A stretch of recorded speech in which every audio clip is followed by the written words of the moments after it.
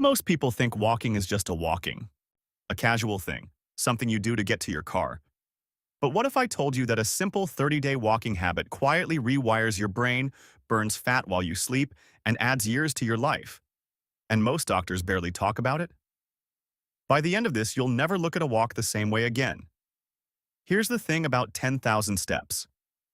It sounds like a lot. It sounds like a number someone made up. And honestly, they kind of did. We'll get to that myth in a minute. But whether it's 8,000 or 12,000, what happens inside your body when you commit to this for 30 straight days is genuinely shocking. Let's start from the very first step. The first 5 minutes. The moment you start walking, your body shifts gears. Your muscles, especially in your calves, thighs, and glutes, start pulling glucose out of your bloodstream for fuel. Your heart rate climbs just enough to push more oxygen-rich blood to your limbs.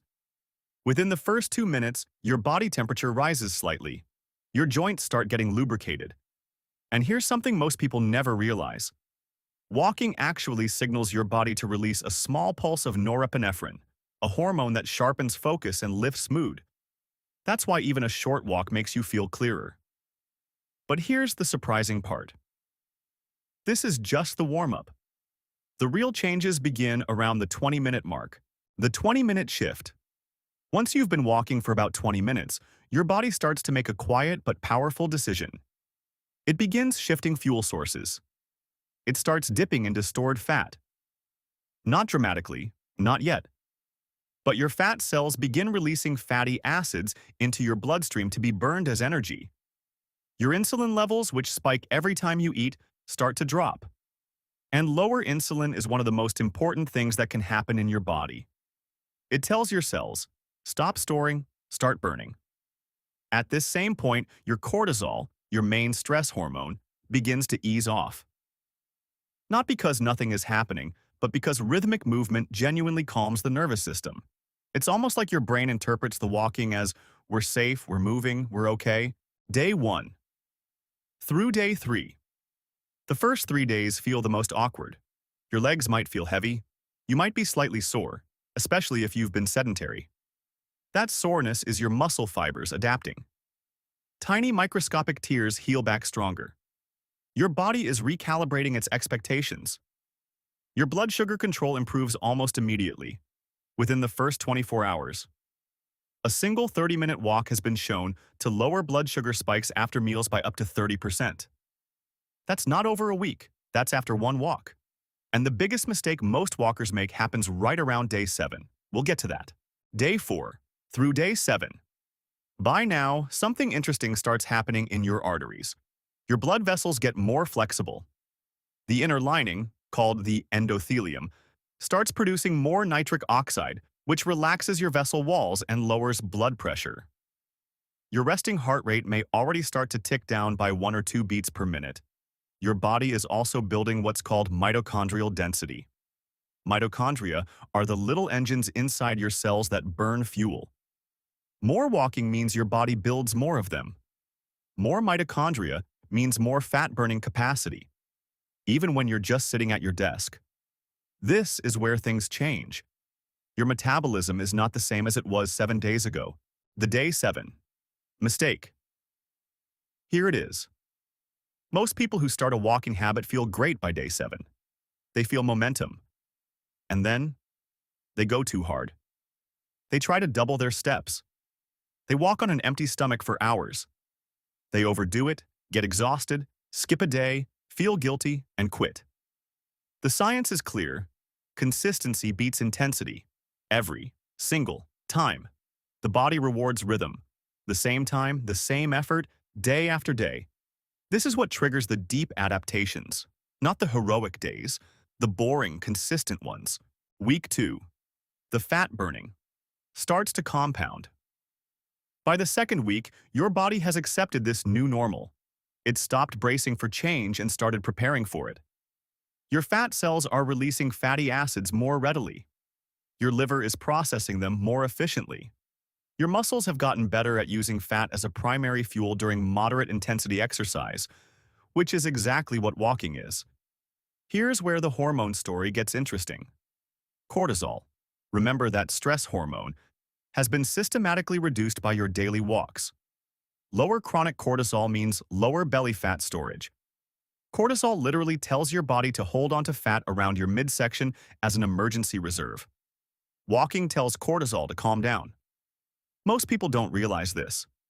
You can eat the same food, do nothing else differently, and still start to see your midsection change, just from the hormonal shift that walking creates. Week 3. Your brain changes. This is the part nobody talks about. By day 14 to 21, your hippocampus, the memory and learning center of your brain, has started growing new neurons. This is called neurogenesis. Walking is one of the only activities proven to trigger it. Your focus sharpens, your sleep deepens, your mood stabilizes. This isn't motivation, this is biology. BDNF, brain-derived neurotrophic factor, floods your brain during and after walking. Scientists literally call it miracle grow for the brain. It protects neurons, improves memory, and fights depression as effectively as some medications, according to multiple peer-reviewed studies. And this is critical. Most of the mental benefits are cumulative. They stack. Day 21 is more powerful than day 7, which was already more powerful than day 1. Myth versus reality. Let's clear something up. Myth. You need exactly 10,000 steps to get these benefits. Reality. The 10,000 steps number actually came from a 1960s Japanese marketing campaign for a pedometer. It was a catchy number, not a medical prescription. The real science says that benefits increase significantly up to about 7,500 steps per day and continue, but at a smaller rate, beyond that. So if you're hitting 7,000 to 8,000 steps consistently, you're already in the zone. The goal is to get moving and stay moving, not to hit an arbitrary number. Day 30. What has actually changed? 30 days in. Let's look at what your body has quietly done while you weren't paying attention. Your resting heart rate has likely dropped 3 to 5 beats per minute. Your blood pressure has decreased measurably. Your fasting blood sugar is lower. Your insulin sensitivity has improved, meaning your body responds to the same amount of insulin more efficiently, reducing your risk of type 2 diabetes.